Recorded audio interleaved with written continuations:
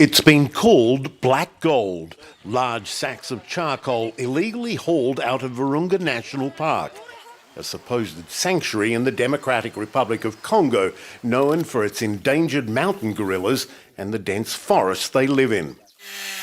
But it's the trees that are drawing these desperate people to Virunga. The timber can be cut and burned to make charcoal, the lumber used for firewood. The sale of either could determine if a family eats or not. It's a way of survival for many of the tens of thousands of refugees who have taken shelter near Virunga after the M23 militia renewed fighting against government forces just over a year ago, after nearly a decade of relative inactivity, and took control of key cities in the eastern part of the country.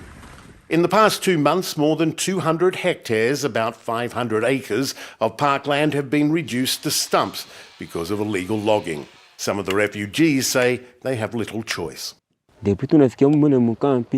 Since we have been in the refugee camp, humanitarian aid has not arrived. It's been 3 months since we received any help. So instead of starving, we come to cut wood in the park.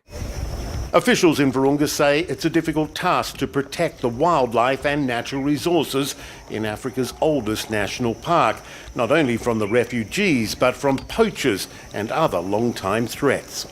There is a need among the displaced, a need for firewood, but on the other hand, we have an obligation to protect the park. But aside from the presence of displaced people, it's also worth pointing out the activism of armed groups. M23 and other militias operate in the park, vying for territory. Some refugees say the armed groups are exploiting them, charging them to enter the park and gather wood, or forcing them to pay taxes on their earnings. Even Virunga's park rangers say it is dangerous in certain areas for them. In December, 2 rangers were killed and another wounded by suspected militiamen. There have been efforts to mediate the conflict with M23. A ceasefire last year raised hopes that eventually some displaced people could return home. But the government says M23 has not fully complied with the agreement by withdrawing from some areas only to regroup in others.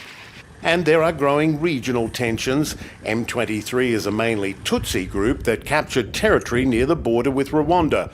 The DRC, along with the United States, has accused Rwanda of supporting the rebels, which Kigali denies.